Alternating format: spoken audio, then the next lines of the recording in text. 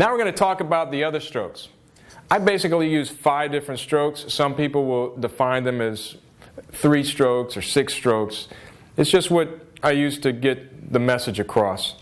So the first one was a rebound stroke. The next stroke we're going to use is a controlled stroke. Now all of these strokes are defined by what follows.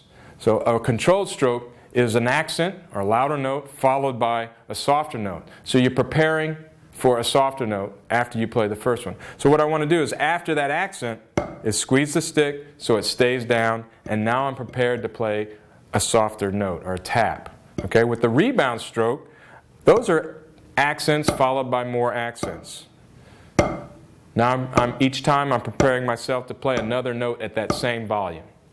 All right, so the controlled stroke, and then we have taps, which are basically rebound strokes but at a soft dynamic level. And you're going to hear them called different things. Inner beats, ghost notes, taps, it's all the same thing. That's these softer notes. And finally, we have the upstroke. I said finally, but there's one more stroke to follow that. The upstroke, or molar stroke, is a soft note preparing for a louder note. So if I'm here and I got a soft note and the next note is loud, I'm going to do this. It's just preparation. So I'm on my way up. I mentioned the name molar. There's a guy by the name of Sanford Molar that wrote a book, and in the book he defined this stroke by several different pictures of an upstroke going like this, frame by frame.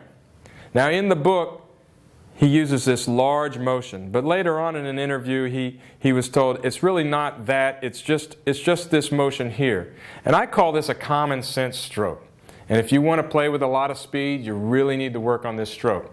In a way, it's cheating. On the way up, I'm going to tap the drum. And now I have an accent.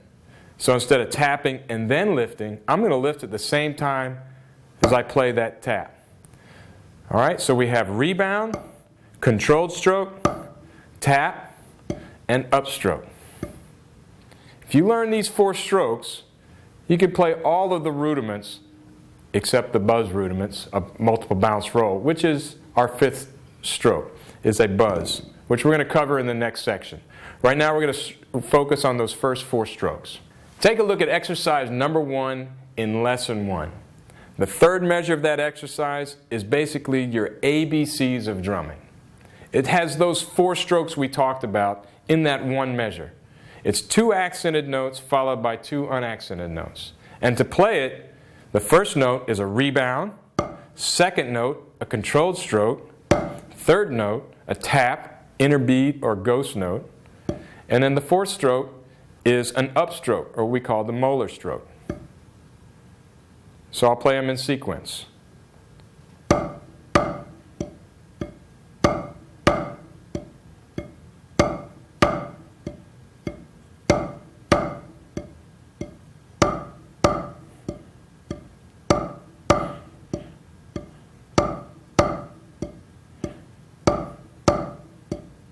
One thing you want to think about when you're playing the molar stroke is to lift the wrist. And I always say if you have a watch on or a band, imagine you're pulling on the wrist as you're playing that note. So your wrist pops up just a little bit. If I play this quickly, I'm going to just play triplets on one hand so you can kind of see it in a faster motion.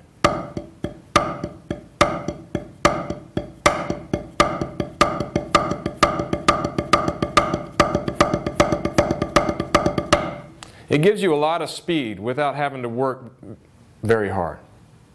All right, you might have noticed in exercise 1 of lesson 2, the initials above that exercise, DRRB. That stands for the Drummer's Rudimental Reference Book, which is another book I wrote, also published by Roll-Off Productions.